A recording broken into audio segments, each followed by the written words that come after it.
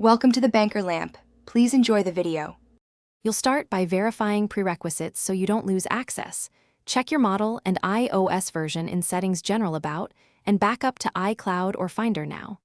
Once done, confirm your passcode and Face ID or Touch ID operate.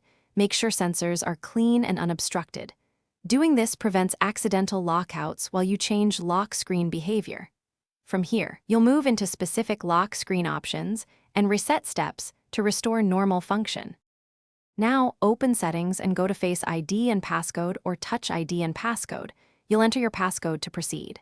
From there, toggle Access Options, Today View, Notification Center, and USB accessories, so the lock screen behaves as you expect. If authentication is inconsistent, reset Face ID or Touch ID and set a new passcode. This re-registers biometric data and often resolves lock screen lockups. Make sure to test the lock and unlock cycle. Finish with simple but effective steps. Restart your iPhone and test the lock screen. Many glitches vanish after a reboot. If problems persist, update iOS in Settings General Software Update and try toggling problematic features again. When nothing else works, use recovery mode to restore from your backup.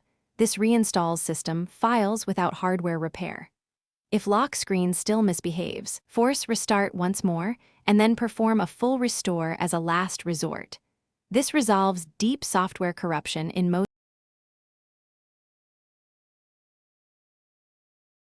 Thanks for watching. If this was helpful, leave a like and consider subscribing. See you next time.